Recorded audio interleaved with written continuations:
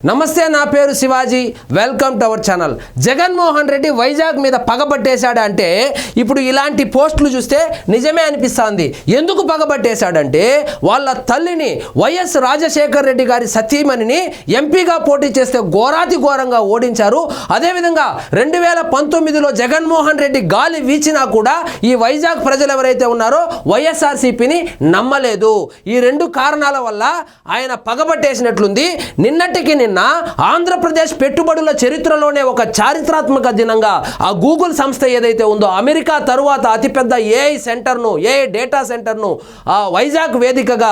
వాళ్ళు నిర్మించడానికి వాళ్ళు ఎంఓయూ చేసుకుంటా ఉంటే ఈ వైఎస్ఆర్సీపీ కార్యకర్తలు ఎవరైతే ఉన్నారో వాళ్ళు చూడండి ఏ విధంగా ఏడుస్తూ ఉన్నారో డేటా సెంటర్ వస్తే కనుక ఆంధ్రప్రదేశ్ నాశనం అయిపోతుంది గూగుల్ ఆంధ్రప్రదేశ్కి రావడం ఏంటి అభివృద్ధి చెందడం ఏంటి అనేసి వీళ్ళు ఆంధ్రప్రదేశ్ మీద ముఖ్యంగా కూటమి ప్రభుత్వం మీద వీళ్ళు పగబట్టేశారు ఏం పోస్టులు పెడుతున్నారు చూడండి ఎవరు అమర్నాథ్ వాసిరెడ్డి అంట అమర్నాథ్ వాసిరెడ్డి అనే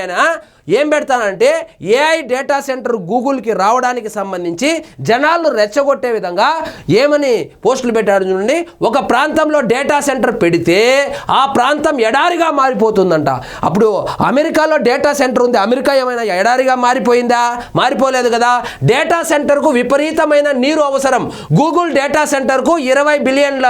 లీటర్ల నీళ్లు కావాలి మైక్రోసాఫ్ట్ డేటా సెంటర్కు 6 బిలియన్ లీటర్లు నీళ్లు కావాలని చెప్పి పెద్ద సైంటిస్ట్ లాగా పోస్ట్ పెట్టాడు ఈయన భూగర్భ జలాలు నీరు అడుగంటిపోతుంది చెట్లు ఎండిపోతాయి పశు పక్షాదులు అంతరించిపోతాయి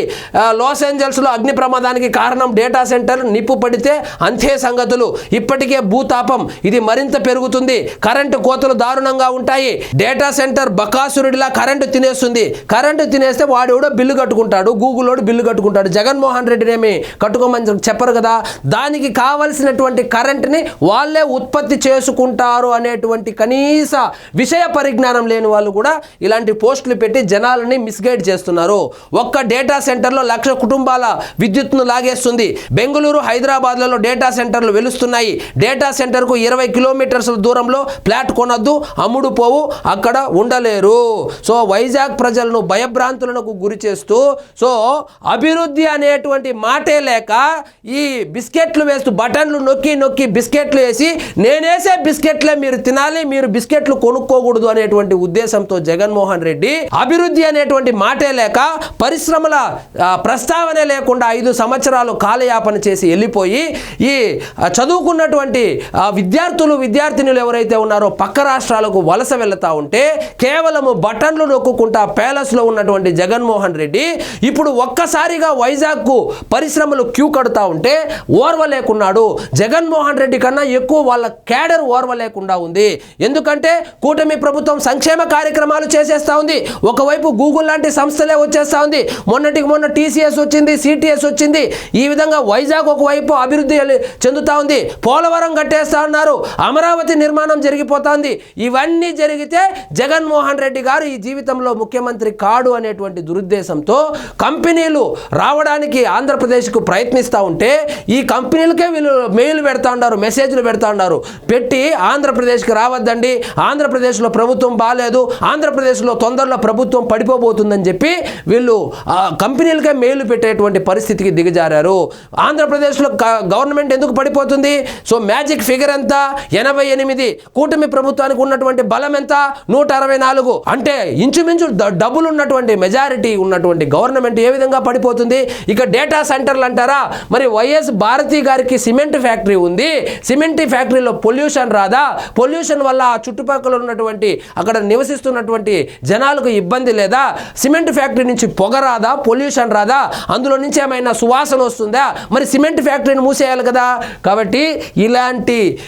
అర్థం పర్థంలోని పోస్టులు పెట్టి వైఎస్ఆర్సీపీ ఈ సోషల్ మీడియా వాళ్ళు ఎవరైతే ఉన్నారో వాళ్ళు విష ప్రచారం చేస్తున్నారు వాళ్లకు వైజాగ్ అంటే నచ్చదు ఎందుకు నచ్చదంటే విజయమ్మ గారిని అక్కడ ఓడించారు జగన్మోహన్ రెడ్డి గారిని కనీసం అక్కడ పట్టించుకోరు వైఎస్ఆర్సీపీ పార్టీ పెట్టిన తర్వాత వైజాగ్లో ఉన్నటువంటి 4 సీట్లలో ఇంతవరకు సీటే గెలిచింది లేదు. అంటే వైజాగ్ ప్రజలకు ఈ వైఎస్ఆర్సీపీ పార్టీ అన్న ఆ ఫ్యాన్ గుర్తన్న నచ్చదు కాబట్టి వాళ్ళ మీద పగబట్టేశారు ఈ వైఎస్ఆర్సీపీ వాళ్ళు. పగబట్టేసి ఎడారిగా మారిపోతుంది, కరెంట్ అవసరం ఉంది, అక్కడ భూకంపం వస్తుంది, పొగొస్తుంది అని చెప్పి ఇలాంటి పోస్టులు పెట్టి జనాలను కన్ఫ్యూజ్ చేసి, ఇక్కడ చూడండి ఎంత పగబట్టేశారో రాష్ట్రం మీద. వాళ్ళు చెప్పడం ఏంటంటే డేటా సెంటర్కు దరిదాపుల్లో ఫ్లాట్లు కూడా కొనొద్దండి అని చెప్పి రియల్ ఎస్టేట్ ఎవరైతే చేసుకుంటున్నారో వాళ్ళను కూడా భయభ్రాంతులకు గురి చేసేటువంటి పోస్టులు అయితే పెట్టి వైరల్ చేసుకుంటున్నారు. సో వైజాగ్ని దోచుకోవడంకు మాత్రమే వాడుకున్నటువంటి వైఎస్ఆర్సీపీ ఎక్కడ, వైజాగ్ని ఐటీ క్యాపిటల్గా తీర్చిదిద్దాలనేటువంటి తపన పడుతున్నటువంటి కూటమి ప్రభుత్వం ఎక్కడ? ఒకసారి వైజాగ్ వాళ్ళకి ఆల్రెడీ తెలిసి కాబట్టే వైఎస్ఆర్సీపీ పార్టీని లోపలికి కూడా రానివ్వరు వాళ్ళు. కాబట్టి వైజాగ్ మీద కక్ష కట్టేశారు వీళ్ళు. సో ఇంకొకసారి జగన్మోహన్ రెడ్డి గారిని కనుక గెలిపిస్తే వైజాగ్ని ఏం చేస్తాడు? అసలు ఆ స్టీల్ ప్లాంట్ను అమ్మేసి క్యాపిటల్ సిటీ కట్టాలని చెప్పినటువంటి జగన్మోహన్ రెడ్డి గారు అక్కడ